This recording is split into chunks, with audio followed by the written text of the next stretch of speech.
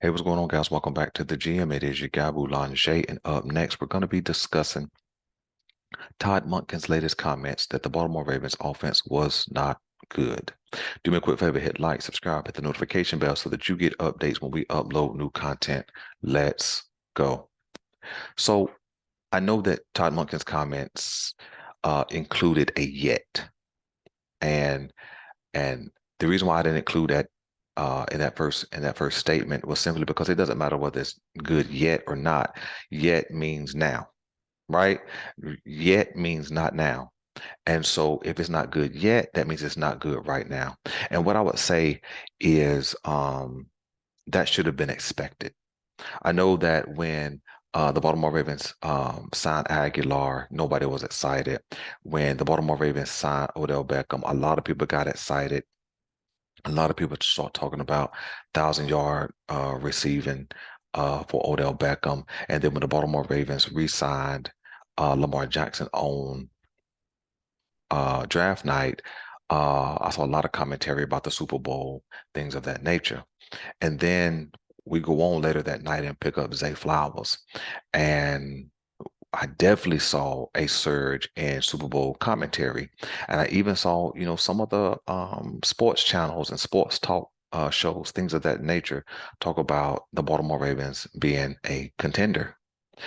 And and along the way, I made a couple of videos that I took some heat for. One was when I spoke about Lamar Jackson being the key to this whole thing working. And I made a statement saying Lamar Jackson has to know this offense like the back of his hand.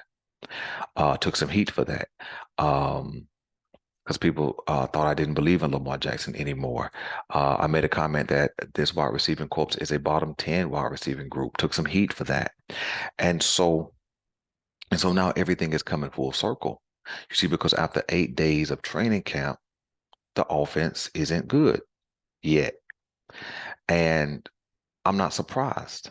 But I think there's two primary reasons why the Baltimore Ravens offense isn't good yet. Okay. The first reason is Lamar Jackson. It's not good because of Lamar Jackson. I'll explain. The second reason it's not good is because of the offensive line. Okay. So let's start with Lamar Jackson. I think that Lamar Jackson is the primary culprit in why this offense isn't good. Not necessarily because he's done anything wrong. I don't think that at all. I think that I think that he has not learned this offense fully to have command over it, right? See, when you have command over an offense, you can go to the line and do basically what you want. Look at the defense. Look how the linemen are aligned. Look at how the linebackers are positioned. Are they up close? Are they a little deeper? Look how the safeties um, uh, um, are aligned. Look how the cornerbacks are positioned. So you can go and you can read that pretty quickly, and then and then you can call what you need to call. You can run the play that's called, or you can audible. That was the commentary that I made, that he must know this offense like the back of his hand. See, because in order to run a quick paced offense, you can't get to the line and then struggle to figure out what you're going to call. You can't get to the line and struggle to read the defense. Okay. And what I would say is that it's going to take the entire preseason for Lamar Jackson really to gain command of this offense. It's going to take the entire preseason and probably into the first 3 or 4 games for this offense to really become dominant, right? And here's why.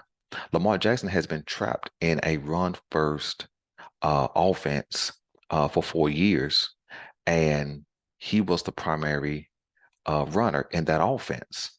And so just because you get a new OC with a new scheme and new alignments and new signals and new verbiage does not mean that your mindset is easily transformed. You see, for 4 years, consecutive years, he was in the Greg Roman offense. And I know Todd Monken and Greg Roman, their philosophies are totally different. I know that the schema of the offense is not going to be the same. It's not even going to be similar, in fact. But that has been the offensive system that Lamar Jackson was in for 4 consecutive years. And so now when you come into this off season, okay, and in this particular training camp, everything is installed.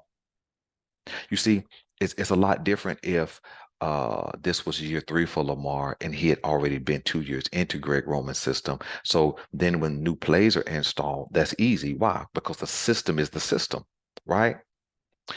When he come into year 4, that's easy when there's new installs. Why? Because the whole system is already in place.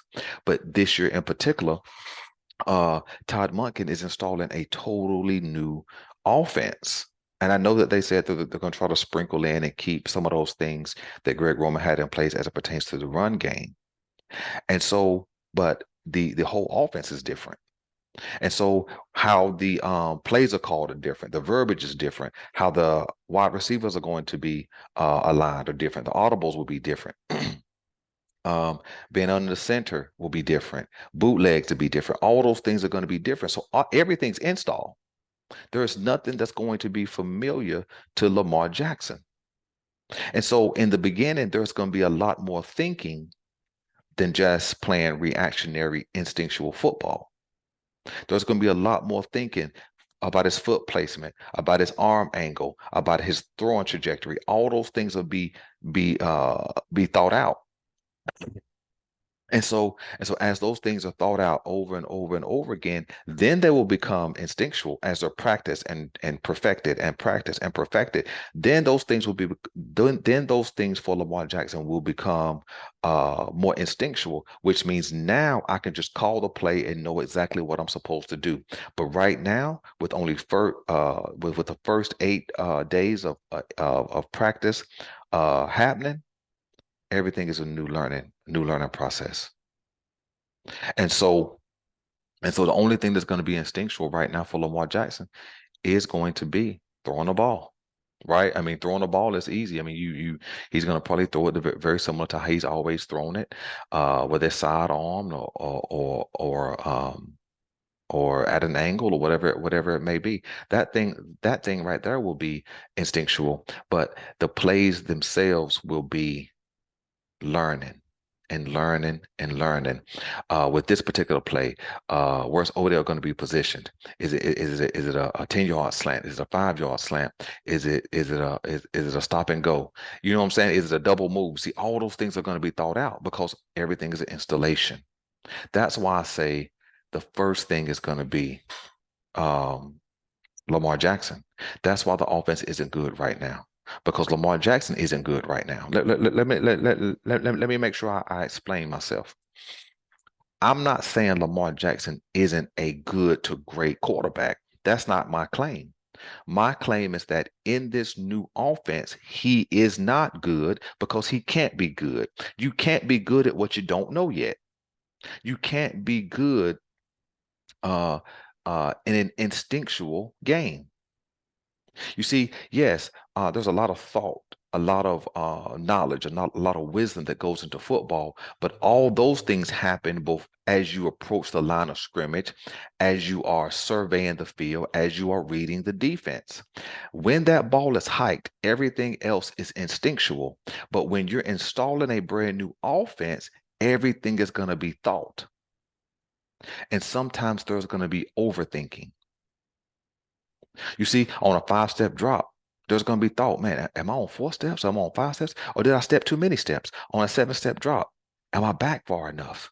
Am I too deep? You see, all those things are going to be thought out. And I would say, now nobody is saying this. Nobody out of the camp is saying this. No players is speaking about this. But I'm telling you, you don't transform how you think until you practice what you're thinking about. That's how perfection happens. Not that anything is perfect, but perfecting your craft, perfecting your operation in the system. That's how that happens.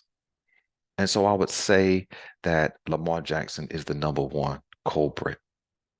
You know, because if you when you read reports and you read about Odell and he had to dive for a ball, or he had to go up for a catch, or he had to make a circus catch, or when you hear about Nelson Aguilar having to go up and leap over a player, that says that those balls are not where they're supposed to be. That's what that says. This is no criticism of Lamar. I'm saying it's all new for him. See, you see, because everything else had been familiar. Lamar Jackson hasn't been in the pros in a passing offense necessarily. Yeah, he's passed the ball, but he hasn't been in a pass offense. He hasn't been even in a balanced offense. And so, and so everything is going to be teaching, training, and practice for perfection. And it's going to take all the training camp. It's going to take some preseason work, meaning preseason games, and it's going to take the first 3 to 4 games of the season where everything's live, when people are really coming to get you, when pressure is really coming up the middle, when guys are really coming at you off the edge. That's when you're going to see this offense become full functional, because even in practice, there's an understanding that you're not hitting that guy with the red jersey on. That's the truth. And so I think that that's what's going on with the offense. That's just my take. You guys let me know what you think about that. Number 2, offensive line. Now, there is no real report that the offensive line has been terrible, but you got to read what's written and understand what's not written. And what we can read is that the defensive line that we have, Michael Pierce, Justin Metabuke, David Ajabo when he's been healthy, Odafe Owe when he's been doing his thing, you can kind of read that the defensive line has been dominating, or the defensive front has been dominating the offensive line. And I won't say that Ben Powers is the reason for that, because Ben Powers is just one guy. Everybody else was a part of that offensive line last year. But typically, the defensive line or the defense holistically is ahead of the offense. And I think they'll certainly be ahead of this offense because, again, just like Lamar Jackson is learning, because it's all new install, the offensive line is also learning because it's new install. And I think that that's the second culprit, and why this offense isn't good yet. It's because everybody is learning. Probably the most I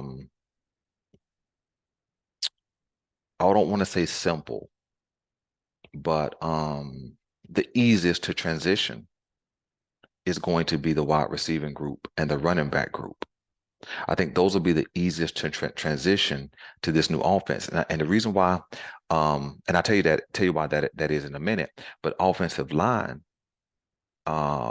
Stanley, um, Zeitler, and Moses would have learned, and Lindenbaum, they would have learned under their first year under Greg Roman.